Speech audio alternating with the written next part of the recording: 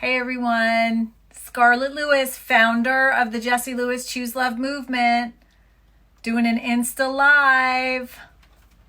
Hey Kelly, hey Betsy, oh my fan club, oh wow. Hey guys, oh look at all the waves, I love it. I love it. Hey everybody, so happy that you all joined. Hi Mia. Okay, let's see if we can get you on here.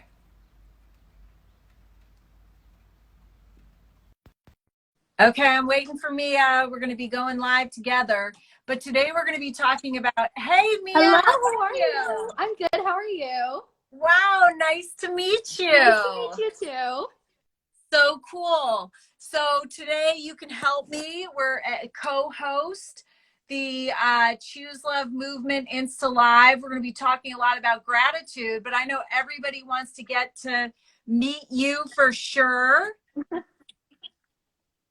Very excited. Yeah, So my awesome. name is, yeah, Go ahead.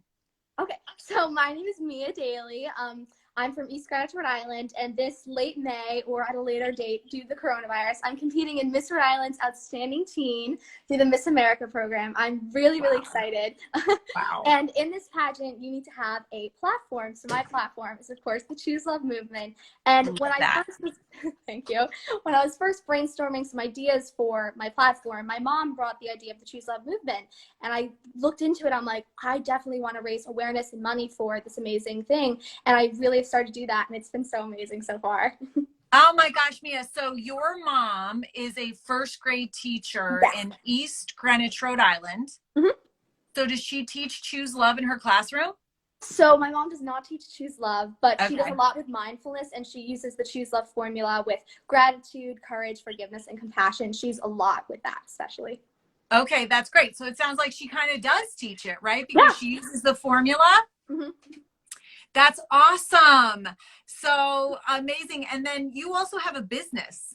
Yes, so I own a small business called Great Island Goods. I started it when I was about in the fourth grade, and it's really picked up from there. So Wow. yeah, it's really awesome. I make small, I make business. I have like, so it's my small business, and I make greeting cards. I sell at local farmers markets, and I was supposed to sell at the it was supposed to sell in Providence at the Biltmore Hotel, but because of the coronavirus, it's going to be postponed to another date. But all the money I make is going to go towards the Choose Love movement, which I'm Oh really my gosh, that's so amazing. So thank like, you.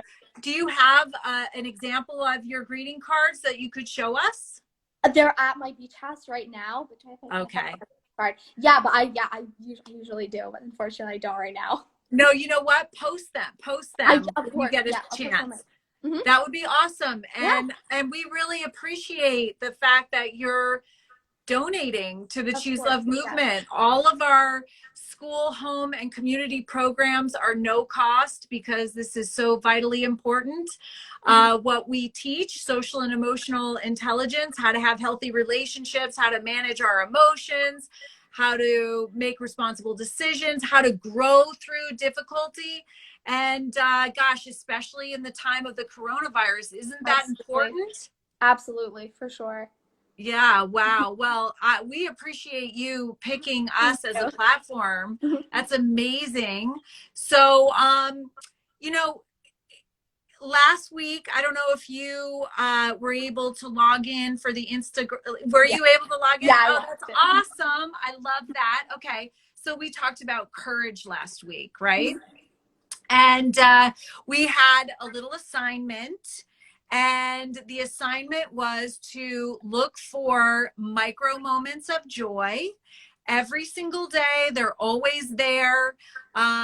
We may not be present enough, or we may be anxious and fearful and not able to recognize them, but they're always there. So Mia, I want to ask you, did you look for micro moments of joy, and can you share some of them if you had some?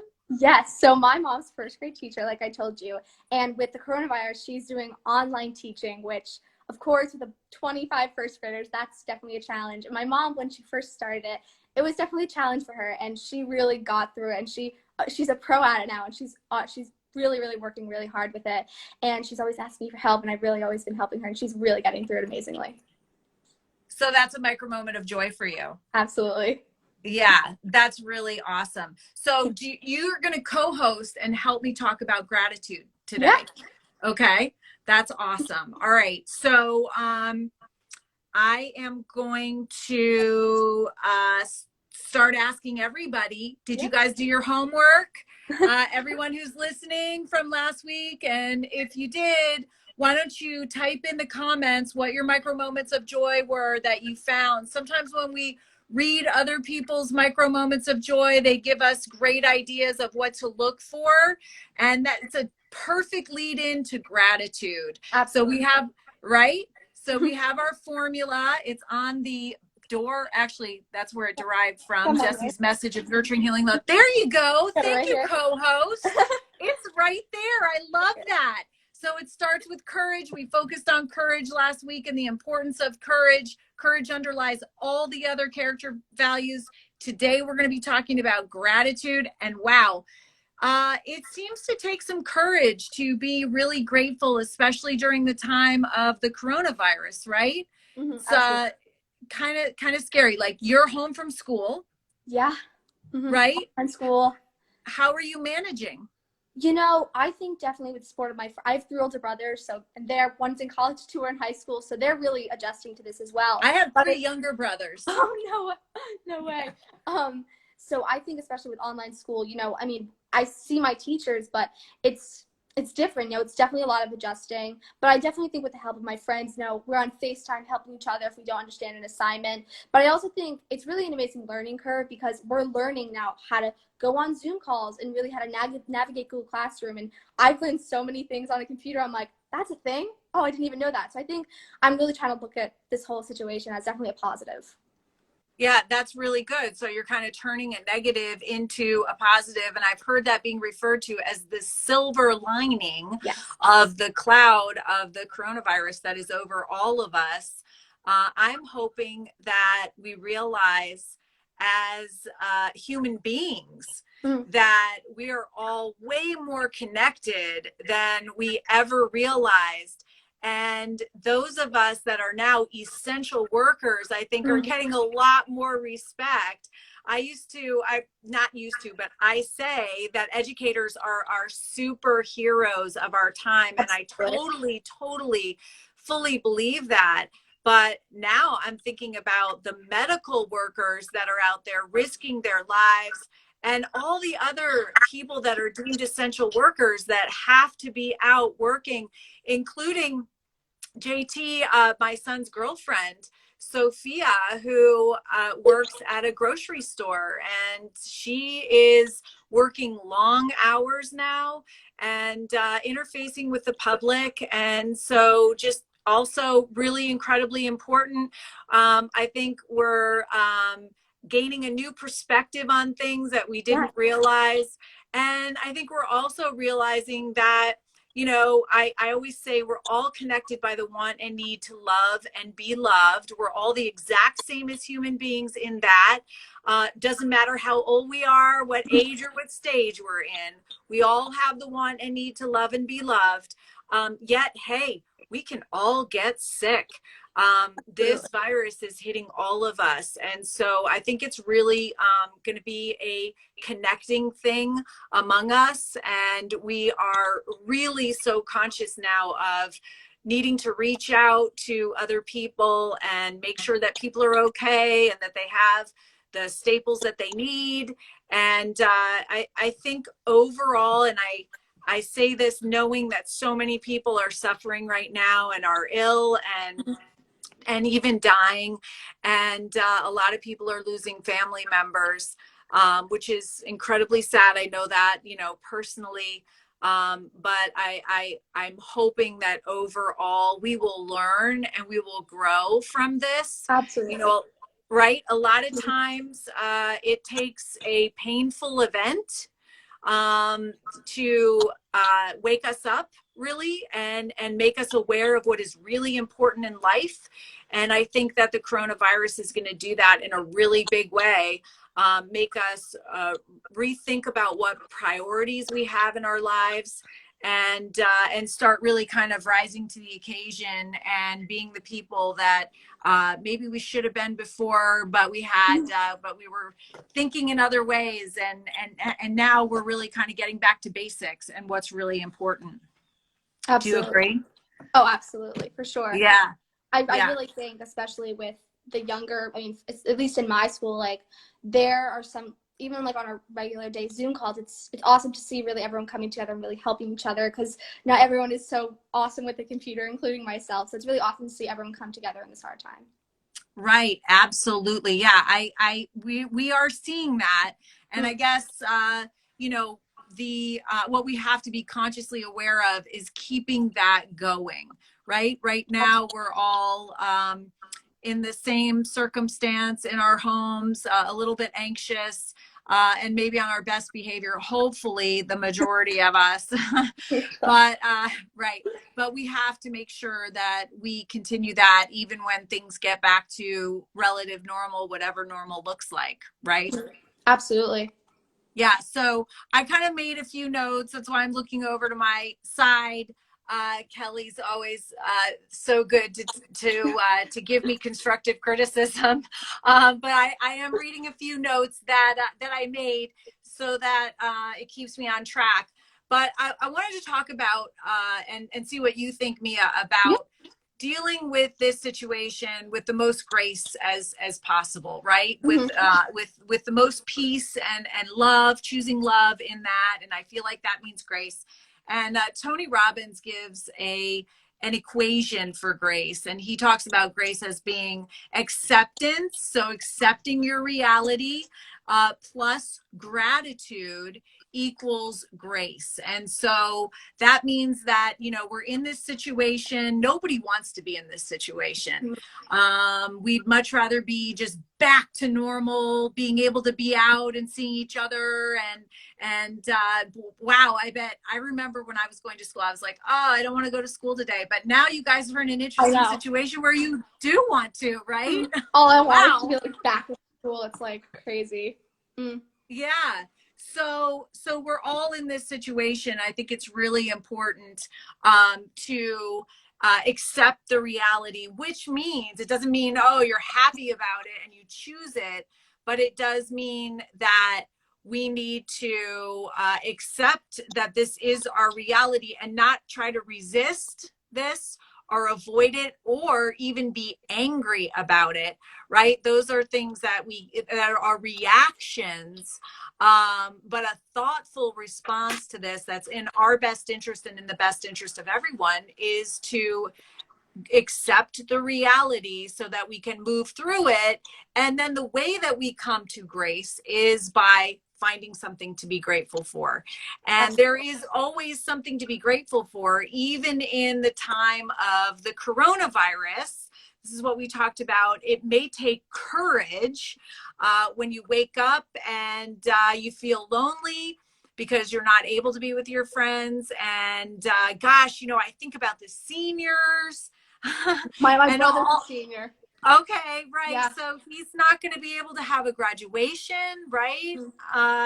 And gosh, I can't imagine. I remember loving my senior year of high school and being with all my friends. I can't imagine having that cut short.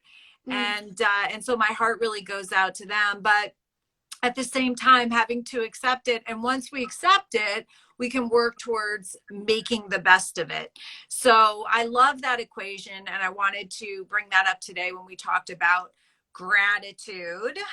And then the fact that, you know, we grow as human beings when we're outside our comfort zones. And sometimes it's kind of hard when we're going from day to day and we have our routine and, you know, we just kind of, we don't really grow, but we're not really regressing. We're just kind of living our lives. But here, COVID-19, Mother Nature has done half of our growth work for us. She has gotten us out of our comfort zones. We are all way out of our comfort zones. Would you agree, Mia? Absolutely. For sure. Right? For sure. So actually, in reality, you know, the people that are on Insta Live right now, listening to us are most likely in their homes, and they feel well enough, obviously, to be on social media. So I'm assuming that everyone that's listening feels pretty good, and they're safe, and they're with their families in their homes. So I think that, we, at this point, still out of our comfort zones, we really can focus on how we can grow as human beings from this experience. I'm always looking for ways to grow, because I think that I'm always out of my comfort zone. My work in the foundation every day takes me outside of my comfort zone. In fact, believe it or not, Mia, doing Instagram Live is a little bit out of my comfort zone, right? I surprisingly, I never go live. I love this because like it's really an awesome way to connect with people that are really far away, and it's awesome for sure. But like I've never really done lives before. It's so cool to like learn about it now. Okay, so I have to admit, this is the third time I've done live, and the first time it took me 15 minutes to figure it out. Oh, was that so painful? It was so painful for me. I couldn't rewatch it. And it was the gift of forgiveness one, correct? Yeah, it was amazing. It was so awesome. Oh no, you were fine. It was awesome. Oh, once we got going. So if you could suffer through the first 15 minutes, of course, it's kind of easy to suffer with Catherine Schwarzenegger Pratt, right? So I'm sure a lot of people did, but yeah, it was good. And then last week, and I really think it's fun, but at the same time, it's like you're a little bit nervous, a little bit butterflies. We haven't met each other before, but it's great once you do it, right? Yes. Which is the thing about going outside our comfort zones. We, as human beings, we want to be inside our comfort zones. We don't really want to be pushing it all the time. And sometimes it seems like that's exhausting, but actually it's the way that we grow as human beings, and we advance and we learn. And it's called the growth mindset. And it is so vitally important for our lives. So, and by the way, after this, I want to talk to you about being a youth ambassador for Choose Love, which you already are, based on your chosen platform, but you're also really fun to be on. Yeah, I'm having a great time with you. Me too. I love it. So the other thing that I wanted to talk about, and this is a little bit of a harder topic, but we're talking about Choose Love, and everybody I think that's listening knows why this foundation was started, the Jessie Lewis Choose Love movement, based on the loss of my 6-year-old son, Jesse Lewis, who died in his first grade classroom at Sandy Hook, and then me as his mom, wanting to dedicate my life to being part of the solution to the issues that caused that event, and by the way, caused so much of the suffering that we're seeing in schools today, that then translates out into society. And so that was the start of this. And so I know more than anyone else that, we're not guaranteed tomorrow. And I think a lot of times we live as if we are, right? I can't wait till the end of today. I just, this is just, it's not going my way. When the day's over and I'm in bed, I'll be happy, right? To have, a lot of people have that attitude. And the fact of the matter is, we don't know if there's going to be a tomorrow, ever. Trust me, I did not wake up on December 14th, 2012, and head off to work thinking that was going to be the last time that I saw my 6-year-old son. 6-year-old son, right? And so, I think we need to face that. There's this skill called tool, actually, called worst case scenario. Like, what's the worst case scenario that could happen? Because a lot of us have anxiety, right? And so it's kind of this generalized anxiety. In fact, a lot of people have anxiety. Half of our U.S. youth will have been diagnosed or have a diagnosable mental illness by the time they're 18. And the majority of that diagnosis is anxiety. And anxiety, the average onset age for anxiety is 6 years old. And 70% of kids will not get professional help, so they suffer alone. And it becomes interesting when you look at the long-term outcomes of untreated anxiety. They're exactly what we're seeing in our schools today.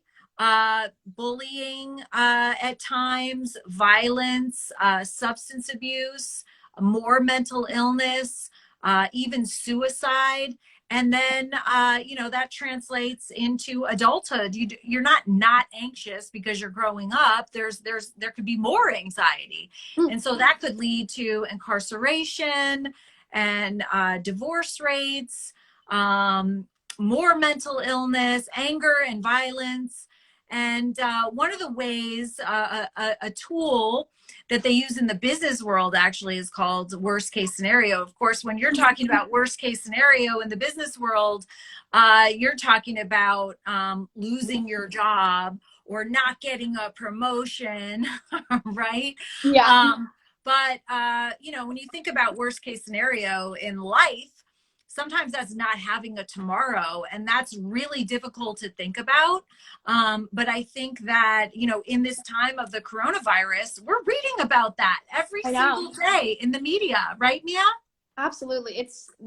With the whole coronavirus, it came so quick. Like, I was with my mom 3 days before it really, really hit Rhode Island hard. And even before, we're like, oh, this won't be that bad. And my mom's like, oh, worst case scenario, we're out of school. And then week later happened. It's crazy how in a blink of an eye our lives can change so incredibly quickly. It is incredible. And it's never happened in our lifetime. It's never happened in your mom's lifetime. Yeah. Because I asked my mom, and so we're all faced for the first time with this kind of worst case scenario, right? Like, oh my God, I could get the coronavirus and I could die, right? I mean, I'm just saying it, but we're reading it and we're thinking it anyway. And so when the thing that I realized was, wait a minute, we're all thinking this way now, and it's causing a lot of anxiety and fear. But this was our reality every single day. Every single time we get into a car and we drive to the grocery store, right? Or we walk along the side of the road, or we eat something. I mean, people die choking. It's just, there's all sorts of variables. I think my point that I'm trying to make is that we need to appreciate now, right? Be grateful Absolutely. for what we have right now. Don't think in your mind, oh, I'm going to be happy when I have a job and I have this many kids and I'm living here and I have my house with the white picket fence and 3 labs. And, we keep sometimes putting happiness off into the future. But in reality, do you agree, Mia, that we really need to start focusing on the here and now? Absolutely, because like you said before, we don't know what tomorrow is going to bring. So one thing my mom always says, we have to live now, because you don't know what's going to happen tomorrow. You don't know what's going to happen in the next hour. We always have to live where we are now and be in the moment, for sure. Yeah, totally agree. In fact, last week we talked about the power of being present, right? Right here, right now, not thinking about something in the past, not fearing for something in the future. There's this French philosopher, his name is Michel de Montaigne, I think, and he said, I've had, my life has been filled with tragedy, most of which never happened. So, I mean, in other words, it's all in here. Yeah. All of these negative things. And here's the interesting thing, Mia, our brain was created to keep us alive, right? Not to be happy. So we focus on the negative every single day. The majority of our thoughts are negative. This is before the time of the coronavirus. Yeah.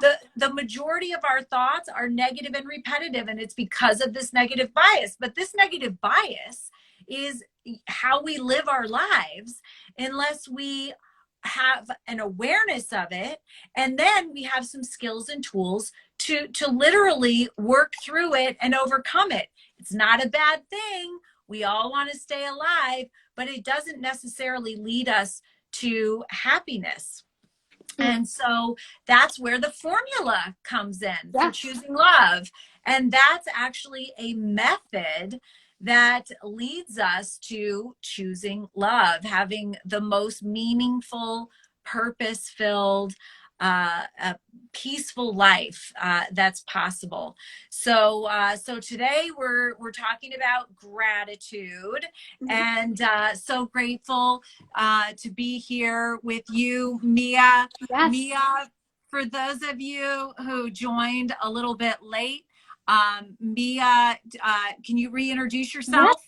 So I'm Mia Daley. I'm 13 years old and I'm from Rhode Island. So this May, or possibly at a later date due to the coronavirus, I'm competing in Miss Rhode Island's Outstanding Teen. And I'm really, really excited because Miss Rhode Island's Outstanding Teen is so amazing, because in this pageant you need to have a platform, and my platform is the Choose Love movement. And I've been doing a lot fundraising and spreading awareness for this organization. I'm having giveaways coming up, and I have my personal Choose Love Instagram as well. And when I was first picking my platform, I really wanted something that I can really help people through hard times, like negative energy, and make them have a more positive mindset. When I found this organization, I really, really knew I wanted to spread awareness for this, and I really want to raise money for this amazing organization. I love that, Mia. And we are going to be applauding you. Our whole team and our whole following are going to be applauding you when you compete. And really kind of an amazing thing too that I always have in the back of my head, but that you realized as well, is that you are the same age that Jesse would be. Yes.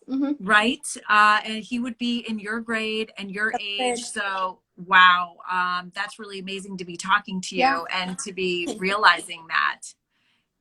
Absolutely incredible. Yeah, one thing when I was looking into the program, when I found out that Jesse would have been my age today, it almost felt like I had a connection as well. And that's one of the reasons I also did choose this program for my platform. It was really awesome.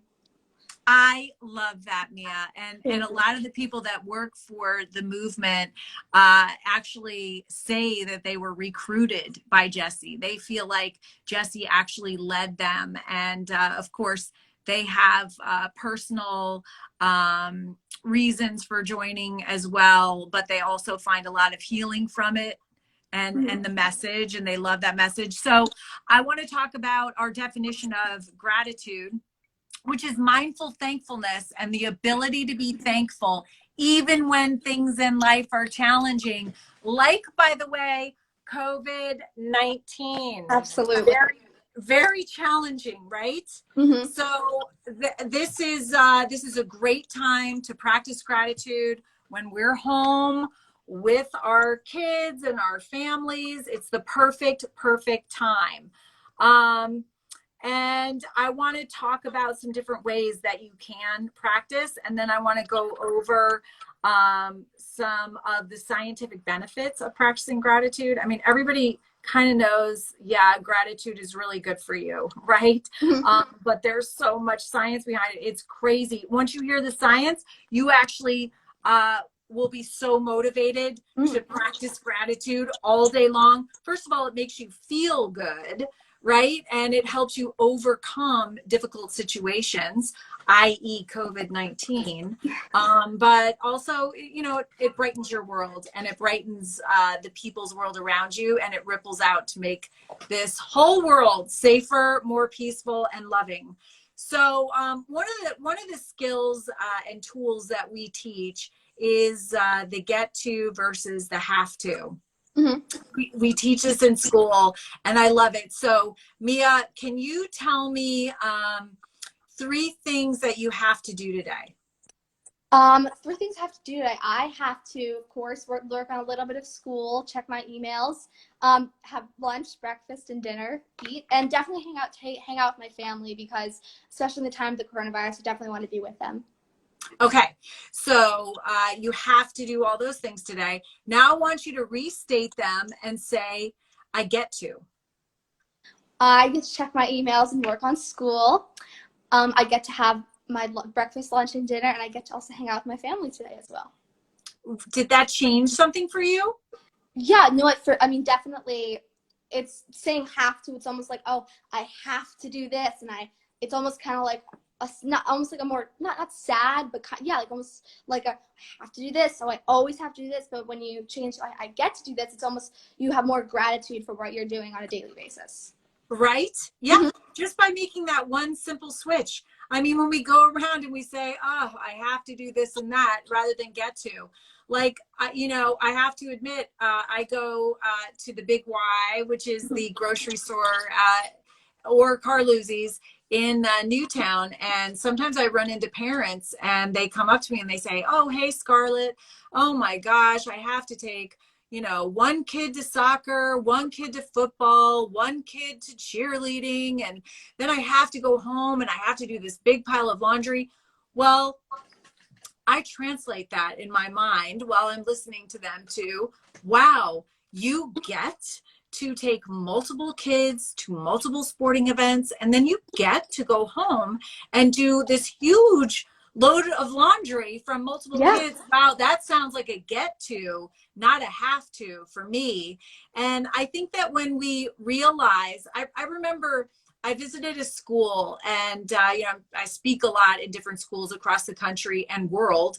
And I arrived early and nobody else was in the parking lot. So I was sitting there drinking my coffee and kind of doing my phone. And I saw this van pull up, and it pulled up right in front of the front door in a handicap spot.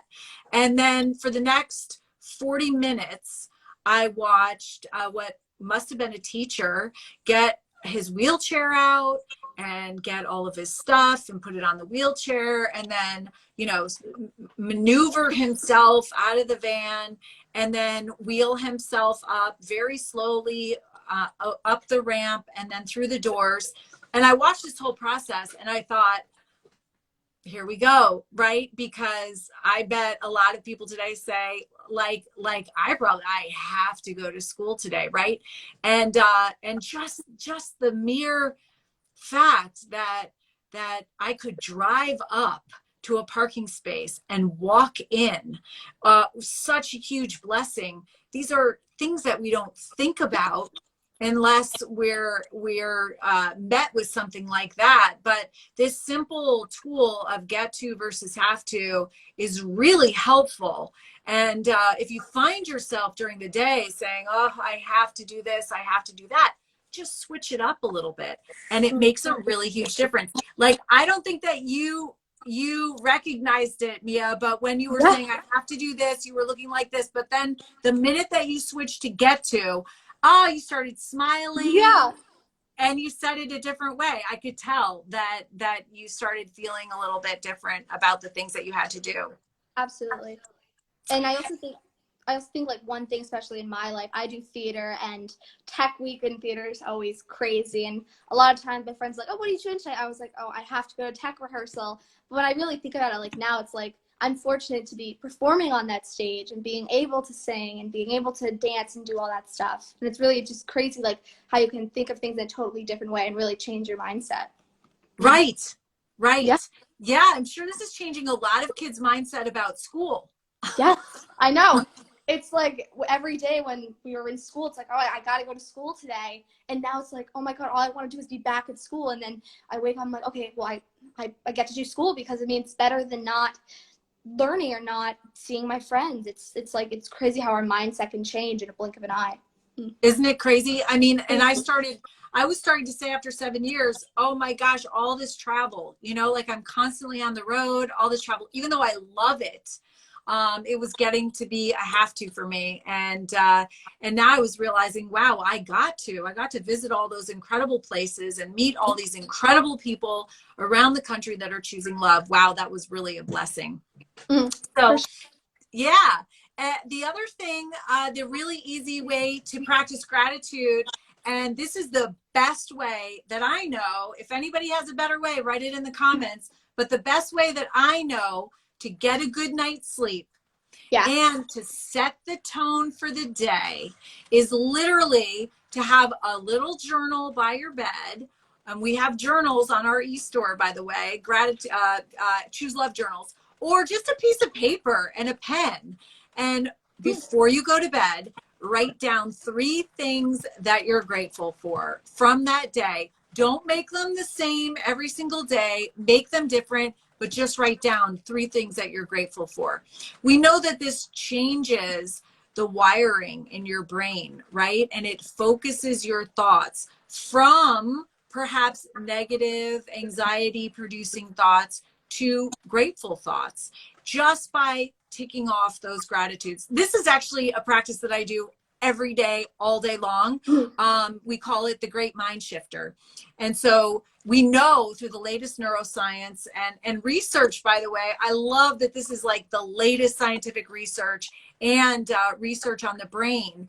We know that, of course, I said this before, the majority of our thoughts are negative and repetitive. That's because our brains are built to keep us safe, not necessarily happy. But the interesting thing about that is that we can only focus on one thought at a time. Isn't that cool? You literally can't focus on 2 thoughts at once. You can't do it. So that means you cannot focus on an angry, lower energy, anxious thought and a grateful thought at once. You literally can't do it. It's completely impossible. So that means that you can use gratitude as a great mind shifter. You can literally shift your thoughts from a lower energy to being grateful. So it's okay. Sometimes we feel anger, anxiety, fear, and every thought that we have is okay, is valid, is giving us information, and is a teachable moment. But sometimes these thoughts that are prolonged cannot be good for us. And if you, and they don't feel good. So if you want to shift out of a lower energy thought to a negative thought or to a positive thought, you can use gratitude. Gratitude being the great mind shifter. So have those gratitudes ready. I do it all day long, every day. When I have maybe sad, maybe angry, lower energy thoughts, I think of things that I'm grateful for, and they don't have to be huge things, right? They're not monumental things. They're like, wow, the daffodils are up and they're so beautiful. And look at all of these different kinds of daffodils that I've planted over the last 20 years on my farm. I don't even remember doing it, but they come up every year and they're so beautiful and they're a sign that spring's coming. Even the rain today that we're having in the Northeast, I just planted all of my pots, and so it's watering all of my flowers. And how beautiful is that? There's always something to be grateful for. Does that sound like a good practice, Mia? Absolutely. And one thing that I definitely do a lot with gratitude is mindfulness, because I've really been taught mindfulness since 4 years old, at least. And my mom does a ton of that in her first grade class. And I come in all the time because her classroom is down the road. So I always pop in. And it's awesome to see first graders that think, like, even when I was in first grade, I'm like, I never even did that. It's awesome to see them really finding their state of mind and showing gratitude. It's really awesome to see that. It is so amazing and so important, because we can just go through our lives on autopilot and not realizing, and we're not in control when we're on autopilot either, but pulling ourselves into the present moment by being mindfully aware of what our thoughts are, thinking about what we think about, actually helps us to be able to thoughtfully respond in any situation, circumstance, or interaction with love. That way we take our personal power back. It's so amazing, right? It is the most powerful thing that I know of. That's great. So the other thing that I wanted to talk about, since we have a little bit more time, is finding the good in others and being generous in our assumptions. This is a really great lesson, right? Because of our negative bias, right? Our brains are literally, if you go back to caveman times, we were scanning for a saber-toothed tiger. And it was the person that saw the saber-toothed tiger that was going to live to pass down their genes, right? Does that make sense? So we're continuously doing that. Even now, it's like we're scanning for a saber-toothed tiger, but they're not there. So when we're even looking at other people, we're looking at them sometimes with our negative bias. And have you ever, Mia, have you ever like been in a conversation with somebody and you're thinking, wow, I don't think they like me. Wow, they're not even listening to me. Wow, I think they just shrugged their shoulders and rolled their eyes at me. Yeah, I mean, can't. yeah, especially in middle school today, it's crazy to see, like, just by what you're wearing or where your lockers or who you're hanging out with or who you're sitting with at lunch can change who you are as a person. And just to see that at my school and schools across the country, it's crazy to think just by what, like, little as a person. And it's crazy. And I mean, I especially think with the Choose Love movement, we really can change that. And I've been planning on getting the Choose Love movement in my schools because it really is a problem in today's world that we're kind of judging a book by its cover, especially. Totally, Mia. And if you get it into your school, I will personally come up and speak. Thank you. That'd be Absolutely. awesome. I love that. Totally. So we're talking about finding the good in others. We're talking about assuming the best, right? Sometimes we assume the worst because we're trying to protect ourselves, right? But we should always assume the best, because how often is it really that the person that we're talking to doesn't like us, right? Really doesn't like us and really wishes us harm? It's not often, right? And I'm not saying that we shouldn't be careful and protect ourselves, but at the same time, these people that you're running into every day as a middle schooler, or me at work, or potential partners, it's really business partners. It really is important that we assume the best in one another and not make up stories in our minds that would put the other person in a negative light. That's a little bit, that is talking about gratitude, but it is a lesson that is, it's one, it's so interesting, Mia. It's not just for kids, social and emotional learning. It's for adults too. It's for every age and every stage. And even when you know this stuff, I think I kind of feel like I know it. I've done a lot of research on it. I talk about it all the time, all day long. Anybody who knows me knows that's true. But at the same time, I have to practice it. I still have to be mindfully aware. I still have to think about what I think about. I still have to be present, pull myself into the present, and practice each one of these character values. I literally practice them every single day. I remember speaking to at-risk youth, and probably the best question that I've ever been asked was asked during one of these sessions. And this 18-year-old asked me how I made this look so easy. You lost your son and you're talking about choosing love, but how do you make it look so, you like stand up there and you talk about this and you have a smile on your face, but how do you make it look so easy?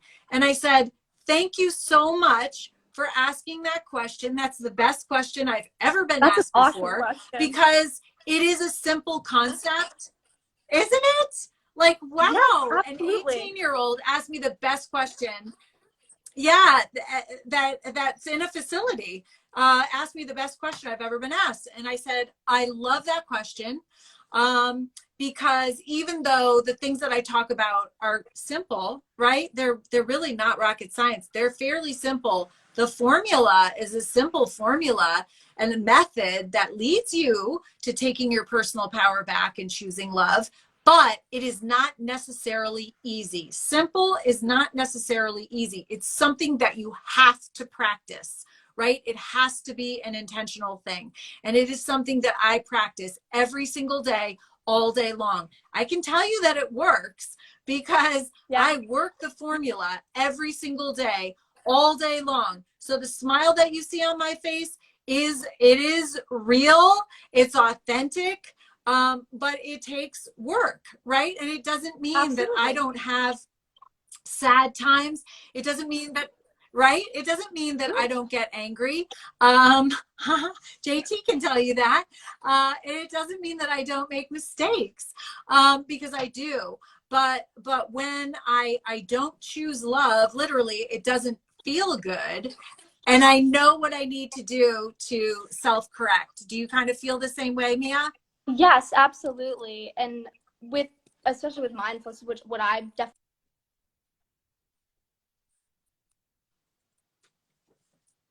know when we're happy, angry, sad, or stressed. And I feel like I said, we are human, but I really think with mindfulness, especially this organization, we can really change those thoughts into more happy thoughts. We can feel more calm with them as well. Absolutely, Mia. Do you know the actress Emma Stone? Yes. Oh my God, I love her. Well, okay. She said a quote which I really like, and I add in my gratitude seminars. And her quote is this: "If you knew everyone's story, you would love them. You can't really hate anyone if you know everything that happened to them between their birth and now, why they became the way they became, why they have walls up or down. If you truly know someone, you'd get it." So in other words, if you know someone's story from birth until now, you wouldn't be able to not feel compassion for them. You would have to feel compassion for them, regardless of whether it was the biggest bully in your school, right? If you knew the pain and suffering that they endured and the reason that they got to that point of thinking of trying to, a bully is just a person who's trying to off-put their pain onto someone else. 80% are bullied themselves, right? And obviously lack social and emotional intelligence, the ability to be able to manage their emotions and deal with what's happening in their life. And if you knew their pain, really what you would say in a situation where you see someone hurting another person, you would say, wow, I'm sorry that you're in so much pain. What can I do to help ease that pain? Does that make sense to you, Mia? Yeah, I mean, I also think one thing with bullying is that hand in hand what you said, we don't know what's going on at their home or other parts of their world. What we're seeing at school is not always how they're feeling. A lot of, like you said, a lot of time, most people who do bully others have been bullied themselves. And especially, like I said, at my school, there are people who bully others, of course, and it's very sad to see, but you don't know what's happening at their house. And also cyberbullying, social media is almost like a screen, because a lot of time people who cyberbully you, I don't think they would say that to someone's face. And social media and bullying should not be used in that way.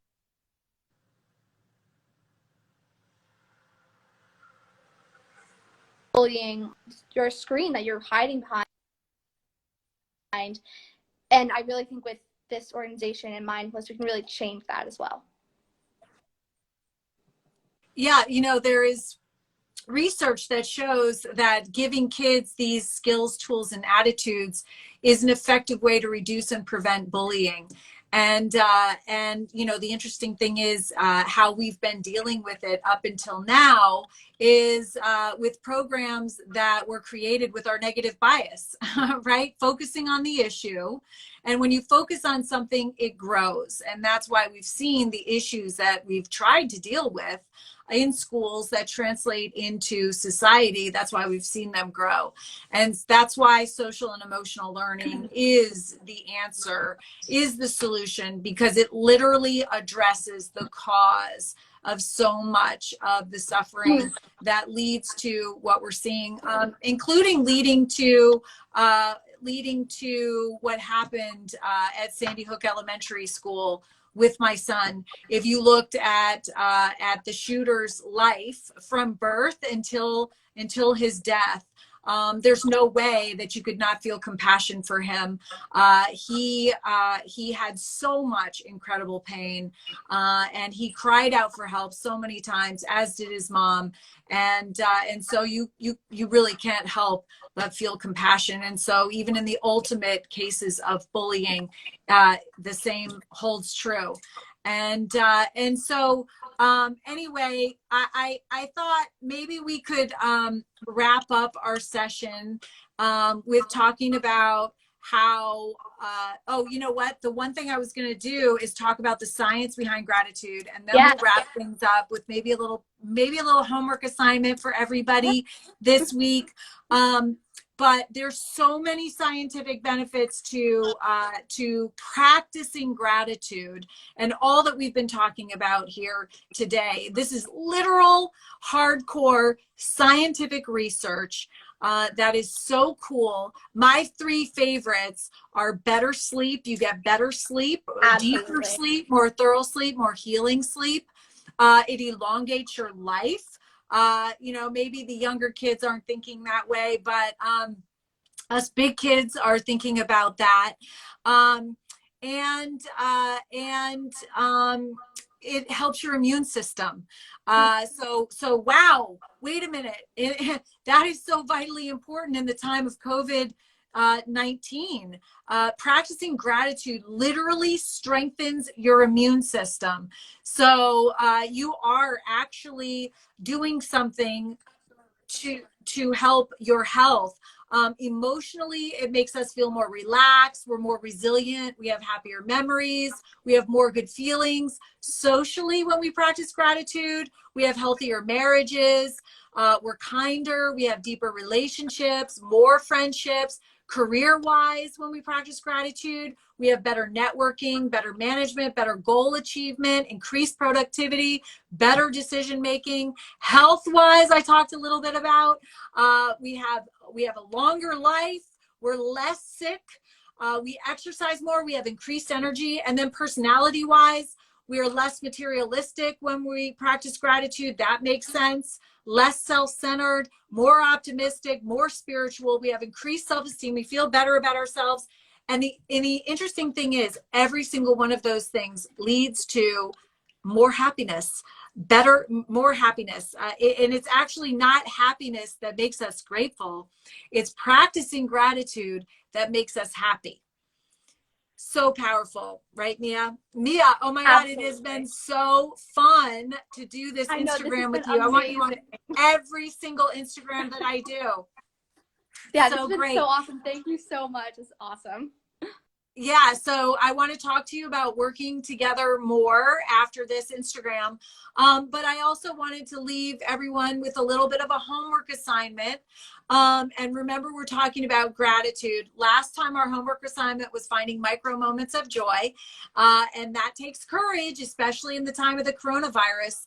And so the homework assignment now is writing letters of gratitude, because we have time. Doesn't have to be a physical letter, even though people really appreciate that, but it could be an email. It could be a call. The more personal that you make it, the greater level of happiness that it brings you, actually. So if you do sit down and write a letter and put a stamp on it, and then follow that up with a call, tell people how much they mean to you. You know, I mean, it is the time of the coronavirus. You want people to know. You certainly want to live your life without any regrets, and not say, wow, I wish I had told that person how much they shaped and molded my life and how much they meant to me. I hope they knew it without me saying it. Go ahead and say it. Say, I love you. Use those words. People love to hear it, right? Tell people how much they mean to you. I leave little notes for JT with little hearts and exos all the time, because I constantly want him to know how much he means to me. But really, I probably don't tell the rest of my family how much they mean to me, and even my friends and my community and the people that I work with. So I'm going to be doing that, and I'd love for everyone out there to be physically writing notes and then following up with a phone call. And then I want to hear about it in the comments next week when we discuss forgiveness, which is going to be pretty intense, but also a lot of fun. Remember, Jesse left a message on our kitchen chalkboard, obviously, that said nurturing, healing, love. It's what inspired this whole Choose Love movement. But he also left a message for his big brother, who Jesse would be Mia's age. But when he was 6 years old, he left a message for his big brother that said, have a lot of fun. And so we need to remember to be doing that even in the time of COVID. That does not mean that we're not having fun and we're not being grateful for every day that we have and every moment that we have together. Remember to replace the have tos with get tos, to write your gratitude list, and then to write your notes. And Mia, I'm going to turn it over to you for the last couple of minutes. Talk about your platform. Talk about what you're running for. Let's get a fan base up for you. Let's get a lot of people out there cheering you on. Go ahead. Bad connection.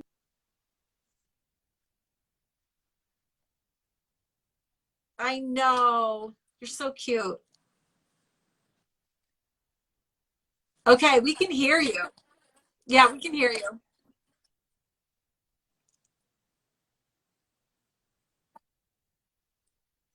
Outstanding teen. And in this program, they Yeah, no. Oh, sorry. Yeah, and in this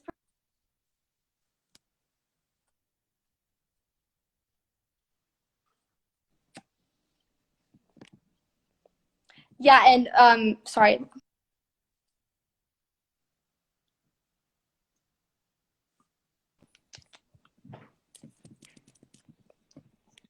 I know. So I'm talking to Mia Daley. Is it Daley or I'm trying Daley? to figure it out. From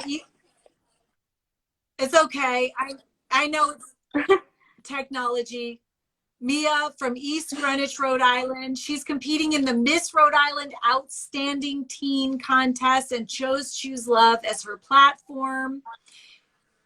She owns a company called Great Island Goods, and she is selling products to benefit the Choose Love movement. How can people find Great Island Goods, Mia? So right now we're in the works of putting up a website, but also if you are in the area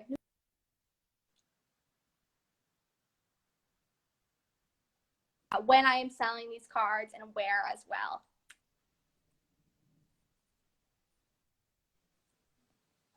That's awesome. Okay. Thank you, Mia, so much for helping host. It's been so fun. Thank you so much. This has been so incredibly awesome. Okay, we'll be in touch.